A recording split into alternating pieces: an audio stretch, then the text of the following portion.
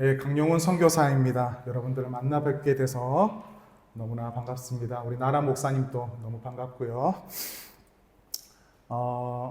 2020년 1월에 파송을 받아가지고 인도네시아의 삶을 시작한 지가 이제 약 6년이 됐습니다. 만 6년이 됐습니다. 그 선교사란 직분이 정말로 과분한 사람이다라는 것을 6년 동안 늘 느끼며 살아왔습니다. 그러면서 하나님께서 저 같은 사람을 보내셔서 얼마나 조마조마하실까 생각하니까 죄송하기도 하고, 또 하나님 나라를 이루는 어떤 기적의 현장 가운데 또 함께 할 수 있어서 참 감사한 시간들이었습니다. 지난 6년의 시간 동안 유일한 아쉬움이 있다면 이 발리 한인교회에서 마련한 선교사를 위한 만찬의 자리나 이 축복의 자리에는 많이 참석을 했었는데 단 한 번도 설교자로 불러주지 않아서 그게 유일한 아쉬움으로 남을 뻔했는데, 오늘 또 그 아쉬움이 또 덜어지는 시간이기도 합니다. 감사합니다. 네. 우리 장국현 목사님 제가 참 좋아하고요. 사실은 목사님 한국에 오시기 전에 한국에서 이미 만났었습니다. 그래서 제가 너무 좋아하는, 존경하는 목사님이 어떤 목사님을 막 칭찬을 하더라고요. 보니까 장국현 목사님이었어요, 그 당시에. 그래서 그 당시에는 발리 올 계획이 없었었는데 어쨌든 다시 발리에서 배워서 참 좋고요. 또 우리 한인교회 성도님들 또 오랜만에 배워서 참 좋습니다. 저는 이제 인도네시아 와서 사역하는 게 딱 나눠보자면 한 3가지로 이렇게 요약할 수 있는데, 첫 번째는 이제 기독교 사립학교인 발리 임마누엘 초등학교를 지금 운영하고 있습니다. 우리 임마누엘 초등학교는 현재 재학생들이 340명이고 우리 선생님들이 한 30명 되는데 50%는 기독교인이고 50%는 타종교인이에요. 그래서 힌두교 학생들도 있고 또 무슬림 학생들도 있습니다. 그런데 너무 놀라운 것은 그 힌두교 학생들, 무슬림 학생들이 이 변화돼서 목사가 되겠다고 하고, 또 이번에 이틀 전에 우리 성경 암송 대회를 했거든요. 근데 거기에서 2등한 친구가 부모님이 이슬람교인 학생이에요. 너무 열심히 암송해서 이번에 2등하는 모습을 보면서 참 많은 감동을 받았습니다. 현재 신관을 건축 중에 있는데, 또 우리가 신관을 건축하면 저희가 이제 목표는 학생들이 한 500명 정도까지 이렇게 입학할 수 있는데, 사실은 우리 교민들을 알다시피 이 힌두의 땅, 또 이슬람의 땅 안에서 그 학생들한테 복음을 전한다는 것은 너무 귀합니다. 여러분들 계속해서 기도해 주시기를 바랍니다. 그리고 발리에 몇 개의 신학교가 있는데 그 신학교 중에 아마 가장 열악할 거예요. 이제 플리타 하티라는 마음의 등불 신학교라는 신학교에서 학생들을 가르치고 있습니다. 인도네시아 현지 사역자들을 키우는 것은 인도네시아뿐만 아니라 모든 선교지에서 현지인 리더를 키우는 것은 참 중요합니다. 여러분들 이 사역들을 위해서도 기도해 주시고 우리 등불 신학교가 하나님 나라를 위한 귀한 일꾼들 배출되는 신학교가 될 수 있도록 함께 축복해 주시면 좋겠습니다. 마지막으로 제가 교육 사역을 하다 보니까 이게 장점인데 이 방학이 있습니다. 그래가지고 이 방학 때는 쉬는 게 아니라 이 방학 때 저희가 이 소순다이얼도 엔테테 지역을 가서 순회 세미나 또 비전 집회 등을 합니다. 그래서 그 집회 가운데 만난 우리 젊은이들을 상당히 열악한 지역인데 그 학생들을 발리로 불러서 여기서 교육할 수 있는 그 교육의 기회들을 지금 제공하고 있습니다. 그래서 이 3가지 사역을 위해서 여러분들 많이 기도해 주시기를 바랍니다. 6년의 시간 동안 부족하지만 하루하루 주어진 삶의 문제들을 놓고 기도하며 또 슬거하며 도전하며 한 걸음 한 걸음 걸어가고 있습니다.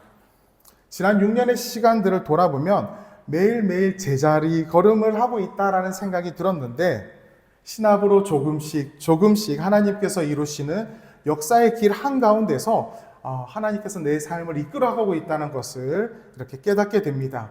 제가 한 건 없는데 하나님께서 이루신 일들이 있었다라는 것을 발견할 때마다 참 감사합니다. 여기까지 인도하신 에베네셀의 하나님께서 앞으로도 여호와 이레, 저는 알지 못하지만 하나님께서 예비하신 그 삶의 자리, 역사의 현장으로 이끄실 줄 믿습니다. 우리 발리에 여러 선교사님들이 계십니다.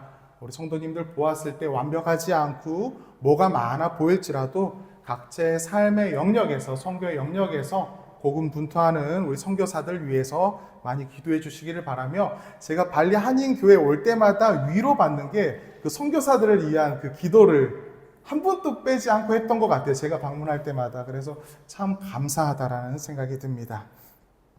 한인교회 성도들에게 하나님께서 크신 사랑으로 함께 하시기를 바라며, 또 여행 중에 참석하신 우리 모든 분들, 또 형제님들, 자매님들에게도 사라지지 않는 하나님의 은총이 여러분의 인생 가운데 함께 하기를 축복합니다. 오늘 제가 전할 설교의 주제는 말씀입니다. 어느덧 2025년 또 이제 2달밖에 남지 않았는데요.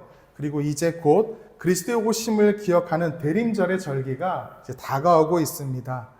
연말 그리고 대림절을 앞두고 우리가 함께 다시 상기하면 좋겠다라고 생각되는 것이 있다면 바로 말씀입니다. 기독교는 말씀의 종교라고 불릴 정도로 말씀이 매우 중요합니다. 왜냐하면 말씀 안에 하나님의 마음, 하나님의 뜻과 의도, 하나님의 목적, 하나님의 계획, 하나님의 지혜, 그리고 복음의 진리가 담겨 있기 때문입니다. 요한복음 1장 1절에는 태초에 말씀이 계시니라.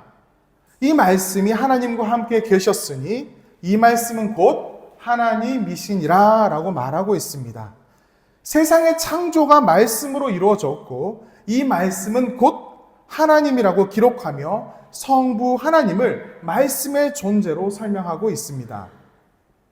이어서 14절에는 말씀이 육신이 되어 우리 가운데 거하심에 우리가 그의 영광을 보니 아버지의 독생자의 영광이요 은혜와 진리가 충만하더라 라고 기록되어 있습니다.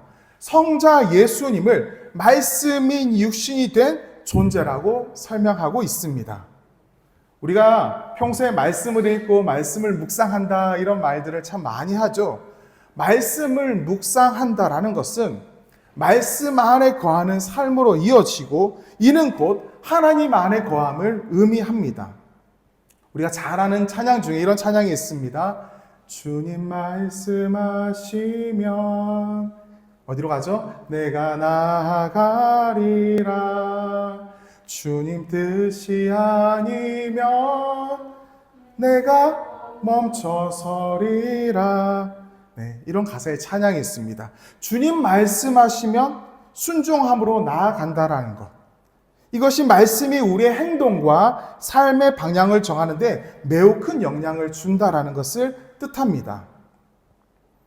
여러분, 하나님과 우리의 관계는 사랑의 관계로 설명할 수 있습니다. 성경은 세상의 그 어떤 것도 그리스도의 사랑에서 우리를 끊을 수 없다라고 말합니다. 즉, 우리를 위해서 십자가에 달려 돌아가신 그리스도의 사랑은 늘 우리를 향하고 있습니다. 믿으십니까? 예수 그리스도는 늘 우리를 바라보고 있습니다. 우리의 손을 잡고 계시고 우리의 앞에서, 우리의 아래에서, 우리의 위에서 함께 지켜 바라보고 계십니다. 그런 주님과 눈을 맞추면서 그분의 마음을 알고 함께 공감하며 그분과 함께 걸어가는 것이 바로 말씀 묵상입니다. 그래서 그리스도인의 생활에서 가장 중요한 두 바퀴를 이야기할 때 너무나 식상하지만 당연하지만 알아야 되는 것, 바로 이 말씀의 바퀴와 기도의 바퀴라고 말합니다. 이것이 밸런스, 균형을 잘 맞아야, 잘 잡혀야 이 건강한 신앙생활을 할 수 있습니다. 여러분들은 말씀을 가까이 하는 삶을 살고 계신가요? 네, 한 명 있습니다. 네. 우리는 말씀을 가까이 해야 된다는 것을 알지만 말씀에 가까이 다가가는 삶을 살기가 때로는 어렵습니다. 답은 이미 우리 모두가 알고 있습니다. 왜 우리가 말씀에 가까이 다가가기 힘들까요? 말씀을 가까이 하지 않기 때문에. 이해되시나요? 우리가 말씀을 가까이 하지 못하는 이유는 우리가 말씀 가까이 나아가지 않기 때문입니다. 이스라엘 백성들이 이집트에서 탈출한 다음 40년 동안 광야 생활을 했습니다. 그 과정 중에 출애굽기에서 하나님으로부터 이스라엘 백성은 율법의 말씀을 받았습니다. 참고로 구약시대, 신약시대 사람들이 말씀, 율법이라고 지칭하는 것은 일반적으로 율법의 말씀, 즉 레위기의 말씀을 의미합니다. 조금 더 확장하면 모세오경 전체가 포함되며 신약시대에서는 선지자들의 말씀까지 포함해서 말씀이라고 합니다. 이집트를 탈출하여 나와서 이스라엘 백성들이 정착해야 되는 곳은 가나안 땅입니다. 지금의 이스라엘과 팔레스타인이 있는 땅입니다. 성경은 이 가나안 땅을 젖과 꿀이 흐르는 땅이라고도 표현했지만 대조적으로 종교적으로 매우 타락하고 수많은 신을 섬기는 땅이라고 설명하고 있습니다. 수많은 종교와 문화가 섞여서 하나님의 마음을 근심하게 하는 땅이었습니다. 그곳에 광야 생활을 마친 이스라엘 백성들이 들어가야 하는 것입니다. 하나님께서는 얼마나 걱정되실까요? 그래서 하나님께서는 율법의 말씀을 주신 것입니다. 즉 타락한 땅에서 거룩하게 살아가야 할 그 삶의 지침서를 알려주셨다는 것입니다.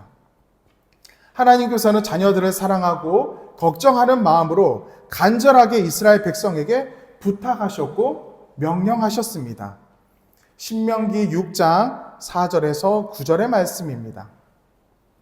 이스라엘아 들으라. 우리 하나님 여호와는 오직 유일한 여호와이시니 너는 마음을 다하고 뜻을 다하고 힘을 다하여 내 하나님 여호와를 사랑하라.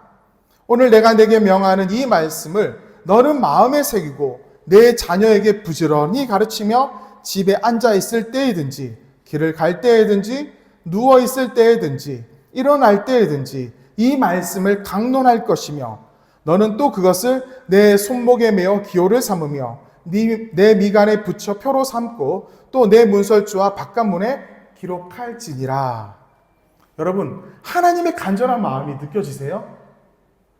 늘 언제나 말씀을 읽고 기억하길 원하시는 것입니다. 또한 자녀들에게 다음 세대에게 가르치라고 말하고 계십니다. 하나님의 마음을 알고 있던 모세는 이 개인적인 묵상을 넘어서서 절기를 만들어서 이스라엘 민족 모두가 주기적으로 말씀을 읽고 기억하기를 강권했습니다. 신명기 31장 9절에서 13절입니다. 또 모세가 이 율법을 써서 여호와의 언약궤를 매는 레위 제사장들과 이스라엘 모든 장로에게 주고 모세가 그들에게 명령하여 이르기를 매 7년 끝해 곧 면전일의 초막절에 온 이스라엘이 내 하나님 여호와 앞 그가 택하신 곳에 모일 때에 이 율법을 낭독하여 온 이스라엘에게 듣게 할지니 곧 백성의 남녀와 어린이와 내 성읍 안에 거류하는 타국인을 모으고 그들에게 듣고 배우고 내 하나님 여호와를 경외하며 이 율법의 모든 말씀을 지켜 행하게 하고 또 너희가 요단을 건너가서 차지하게 할 땅에 거주할 동안에 이 말씀을 알지 못하는 그들의 자녀에게 듣고 내 하나님 여호와 경외하기를 배우게 할지니라. 아멘. 모세는 매 7년마다 돌아오는 그 면제년의 초막절에 개인의 묵상을 넘어서서 남녀노소, 이스라엘 백성, 외국인 상관없이 모두에게 그리고 가나안 땅에 들어가서 만나게 된 모든 사람들의 자녀들에게도 말씀을 가르치고 여호와 경외하기를 배우게 하라고 강권하고 있습니다. 왜냐하면 말씀을 가까이 한다는 것은 곧 하나님 안에 거한다는 것을 의미하기 때문입니다. 적어도 7년에 한 번은 1년에 한 번도 아닙니다. 7년에 한 번은 모든 백성과 민족이 말씀을 듣기를 원하셨던 것입니다. 물론 매일매일 묵상하는 것도 참 중요하고 말입니다. 이렇게 율법을 가지고 이스라엘 백성들이 가나안 땅에 들어갔습니다. 들어가서 정착을 하면서 가나안 땅을 정복하였고 이후에 사사들이 등장하는 사사시대를 거쳤습니다. 그리고 이후에는 왕정시대에 들어섰습니다. 그런데 그 가운데서 이스라엘 백성들은 수없이 하나님을 저버리고 맙니다. 결국 이스라엘은 남과 북으로 분열되었습니다. 그때 하나님께서는 수많은 선지자들을 보내셔서 이스라엘 백성들이 돌아오기를 촉구하셨습니다. 그러나 분열된 이스라엘은 하나님의 말씀을 듣지 않았습니다. 그리고 결국 북이스라엘은 아시리아에게, 남유다는 바벨로니아에게 멸망하고 맙니다. 사랑하는 여러분, 이스라엘 백성이 가나안 땅에 들어가서 정복시대, 사사시대, 왕정시대, 분열 왕국시대를 거치는 동안에 면제년, 7년에 한 번 돌아오는 그 초막절에, 면제년의 초막절에 모세가 강권한 대로 모든 백성이 모여서 하나님의 말씀을 들은 적은 놀랍게도 단 한 번도 없었습니다. 약 1000년의 시간 동안에 단 한 번도 없었습니다. 놀랍지 않나요? 가나안 땅 들어가기 전에 하나님께서 그렇게 강건하게 말씀하셨는데 1000년의 시간 동안에 단 한 번도 그런 역사가 있었다라고 기록하지 않습니다. 이후 남유다는 많은 백성들이 바벨론 포로로 끌려갔고 그곳에 거하는 동안에 바벨론은 메대 왕국, 페르시아 왕국에 의해 재정복되었습니다. 그리고 페르시아 왕 고레스가 포로였던 이스라엘 백성들을 모두 고국으로 보내는 일이 벌어집니다. 그때 포로 귀환을 인솔했던 리더 두 사람이 느헤미야와 에스라입니다. 그런데 이때 매우 놀라운 일이 벌어집니다.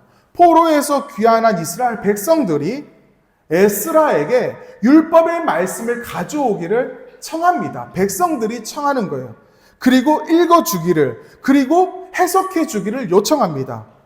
그들이 들을 수 있도록 요청했다라는 겁니다. 느헤미야 8장 1절에서 17절의 말씀인데 제가 중간중간 필요한 부분만 읽겠습니다. 한번 들어보십시오. 포로 귀환 이후의 이야기입니다. 이스라엘 자손이 자기들의 성읍에 거주하였더니 7째 달에 이르러 모든 백성이 일제히 수문 앞 광장에 모여 학사 에스라에게 여호와께서 이스라엘에게 명령하신 모세의 율법책을 가져오기를 청하매 7째 달 초하루에 제사장 에스라가 율법책을 가지고 회중 앞, 곧 남자나 여자나 알아들 만한 모든 사람 앞에 이르러 수문 앞 광장에서 새벽부터 정오까지 남자나 여자나 알아들을 만한 모든 사람 앞에서 읽음에 뭇 백성이 그 율법책에 귀를 기울였는데 5절입니다. 에스라가 모든 백성 위에 서서 그들의 목전에 책을 펴니 책을 펼 때에 모든 백성이 일어서니라. 에스라가 위대하신 하나님 여호와를 송축하며 모든 백성이 손을 들고 아멘 아멘 하고 응답하고 몸을 굽혀 얼굴을 땅에 대고 여호와께 경배하니라. 8절입니다. 하나님의 율법책을 낭독하고 그 뜻을 해석하여 백성에게 그 낭독하는 것을 다 깨닫게 하니 백성이 율법의 말씀을 듣고 우는지라. 17절입니다. 눈의 아들 여호수아 때부터 그날까지 이스라엘 자손이 이같이 행한 일이 없었으므로 이에 크게 기뻐하며. 아멘. 모세를 이어 여호수아가 리더로 가나안 땅에 들어간 이래로 약 1000년 만에 처음 모세가 간절하게 부탁했던 말씀을 읽고 듣는 것을 처음으로 지킨 것입니다. 그제서야 그들은 하나님 앞에서 회개하며 회복의 은혜를 누릴 수 있었습니다. 여러분, 왜 우리가 말씀 안에 거하는 삶을 살기가 어려울까요?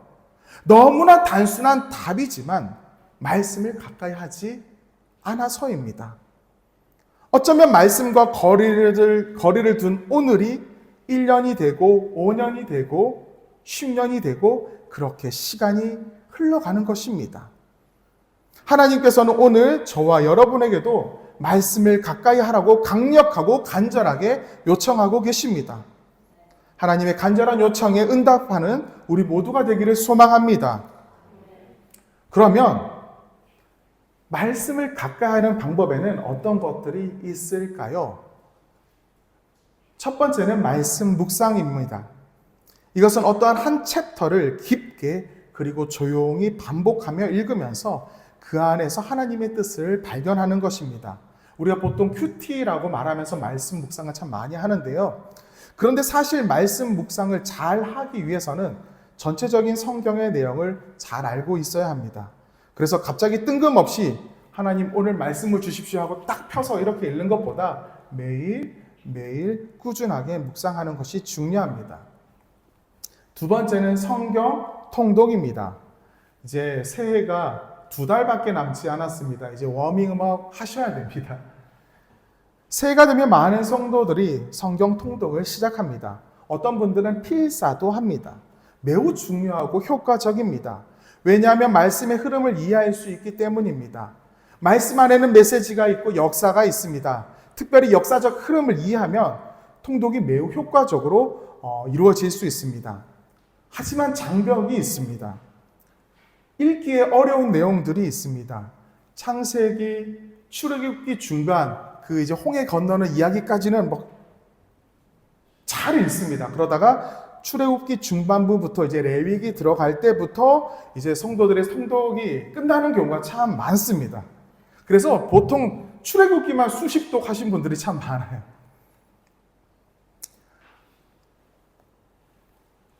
또 이런 경우도 있습니다. 마태복음, 마가복음, 누가복음, 요한복음 모두 예수님의 이야기를 담고 있으니까 택일해서 한 것만 한번 읽어보겠다 이렇게 하는 분들도 참 많이 있습니다. 특별히 마태, 마가, 누가는 공관복음이라고 불리며 비슷한 관점에서 예수님께서 살았을 당시의 이야기를 적어 놓았죠. 하지만 공관복음도 각각의 특징이 있고 그 차이점이 있습니다. 그래서 이것들을 좀 알고 공부하고 읽으면 매우 유익합니다. 세 번째입니다. 성경 공부가 있습니다. 느헤미야, 에스라 시대에도 중간에 낭독을 할 때에 해석해주는 이들이 있었습니다. 예수님께서도 율법의 말씀을 해석하시면서 말씀을 전했습니다. 바울도 두란노 서원에서 복음을 전하고 토론하며 말씀을 가르쳤습니다. 성경 공부는 하나님의 말씀, 하나님의 뜻을 이해하는데 매우 유익합니다. 레위기와 같이 어려운 책들도 성경 공부를 통해서 이해가 더 수월하게 가능합니다. 여러분, 중세교회가 타락하자 종교개혁자들이 일어나서 교회 갱신 운동이 일어났습니다. 우리는 그것을 종교개혁이라고 합니다. 종교개혁을 통해서 지금의 개신교, 프로테스탄트가 시작되었습니다. 종교개혁자들이 많은 업적을 남겼지만 중요한 업적 중 하나가 바로 성경 번역이었습니다. 종교개혁의 선두자인 루터는 성직자들의 전유물이었던 라틴어 성경을 성도들이 직접 읽을 수 있는 독일어로 번역을 했습니다. 개혁과 갱신, 회복의 근거와 힘이 바로 말씀 안에 있다는 것을 알았기 때문입니다. 자, 그러면 우리 성도 여러분, 이제 우리에게 주어진 중요한 것은 무엇일까요? 바로 말씀을 펴고 읽는 것입니다. 성경 읽기를 시작한다고 바로 강력한 성령님의 임재를 경험하거나 마음이 뜨거워지는 것이 아닐 수 있습니다. 그렇다고 그 시간을 절대 포기해서는 안 됩니다. 말씀을 한 장씩 한 장씩 읽어보십시오. 도전해 보십시오. 차를 음미하듯이 말씀을 음미해 보십시오. 성경의 이야기 안으로 정말로 들어가 보십시오. 시편의 저자는 말씀을 묵상하면서 이렇게 고백했습니다. 주의 말씀의 맛이 내게 어찌 그리 단지요. 내 입의 꿀보다 더 다니이다. 주의 말씀의 달콤함을 느껴보시기를 바랍니다. 그러다가 어려우면 목회자에게 요청하시고 도움을 청하십시오. 요즘에는 인터넷에도 유튜브에도 좋은 성경 강의들이 많이 있습니다. 물론 이단들이 만들어 놓은 강의도 있기 때문에 잘 선별해서 목사님께 도움을 구해서 영상을 요청받는 것도 참 좋습니다. 그리고 말씀을 묵상을 해보십시오. 그런데 말씀을 묵상할 때 어떤 틀에 얽매이지 않기를 바랍니다. 요즘에 큐티집은 너무 잘 나와 있는데 큐티집의 단점이 하나 있어요. 틀입니다. 묵상하기, 또 깊게 묵상하기, 마지막에 적용점 찾기, 그리고 실천한 거 기록하기 이렇게 되어 있는데 많은 분들이 적용점을 먼저 찾습니다. 그러니까 깊이 말씀을 묵상해야 되는데 빨리 큐티를 끝내고 싶어서 그 안에서 적용점 찾기에 급급한 경우가 너무나 많습니다. 적용점을 찾지 않아도 돼요. 적용점을 찾지 않아도 돼요. 그냥 그 말씀을 깊이 묵상하시면 우리가 거울을 보면 거울에 내가 뭐 묻었으면 닦잖아요. 마치 말씀을 그렇게 깊이 있게 보다 보면 말씀이 나를 진찰합니다. 그래서 내 영혼에 뭐가 묻었는지 나도 모르게 닦게 됩니다. 즉 말씀을 묵상하면 내가 반응하게 된다라는 거죠. 굳이 내가 억지로 적용점을 찾지 않아도 됩니다. 찾아도 좋지만 안 찾아지면 안 찾아도 돼요. 그냥 말씀 그 자체를 묵상하면 내 영혼이 반응하게 되어 있거든요. 그러면서 우리가 변화되고 성장해 나가는 것입니다. 그리고 교회에서 이루어지는 성경 공부, 성경 통독, 또 필사 등이 있다면 한번 도전해 보시기를 바랍니다. 곧 이제 2달 지나면 신년이 다가옵니다. 여러분들 한번 각오하시고, 그렇다고 그러면 2달 뒤부터 시작하겠다. 굳이 또 그렇게 안 해도 돼요. 또 이런 분들이 있어요. 2달 뒤에 하겠다. 바로 말씀을 펴셔서 한번 묵상해 보시기를 간절히 바랍니다. 주님의 말씀이 우리의 발이 등이 되고 우리 인생의 길에 빛인 줄 믿으시기를 바랍니다. 말씀을 맺도록 하겠습니다. 저는 선교사입니다. 선교사에게 가장 중요한 것이 무엇이냐고 사람들이 물어본다면 저는 하나님과의 관계, 하나님의 마음을 잃어버리지 않는 것이라고 답합니다. 그러하기 위해서는 말씀과 기도의 생활이 끊어져서는 안 됩니다. 그런데 쉽지 않았습니다. 사역을 하다 보면 금방 시간이 흘러버립니다. 오지에 계신 선교사님들의 경우는 홀로 공동체가 없이 신앙을 지켜나가야 됩니다. 만약에 말씀이 없다면 매우 건조해질 수 있습니다. 그런데 이건 선교사뿐만이 아닙니다. 모든 그리스도인들도 마찬가지입니다. 성경이 가까이 있고 수많은 말씀 프로그램이 넘친다 하여도 내가 그것을 취하지 않고 다가가지 않는다면 하나님의 손은 여전히 여러분을 떠나지 않고 하나님의 눈은 여러분을 향해 고정되어 있지만 우리는 그 마음을 모른 채 하나님의 눈을 마주치지 않고 하나님의 손을 잡지 않고 방황하기 쉽습니다. 10년 전 산 성경책인데 열 때마다 찌지직 소리 나는 경우가 있어요. 왜 그럴까요? 안 펼쳐봐서. 늘 새 책 같아요. 찌지직 소리가 나요. 10년 전에 샀는데도. 여러분들의 성경책이 그런 성경책 되지 않기를 바랍니다. 말씀 안에서 말씀을 따라 말씀으로 살아가는 여러분들 되시기를 소망합니다.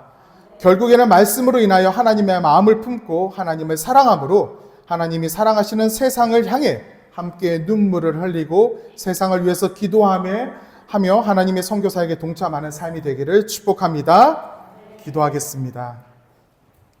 사랑으로 인간을 창조하시고 사랑으로 인간의 길을 이끄시며 사랑으로 육신이 되어 이 땅 가운데 오신 하나님, 오늘 하나님께서 세우신 교회에 종을 불러주시고 함께 주님의 말씀을 나누며 하나님의 이야기를 증언하게 하시니 감사드립니다.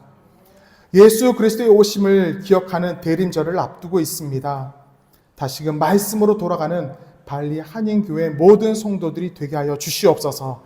흔들리는 세상 속에서도 폭풍우 같은 인생길 가운데서도 변함없는 흔들리지 않는 하나님의 말씀을 붙잡고 중심을 잡으며 한 걸음 한 걸음 전진하는 우리가 되게 하여 주시옵소서.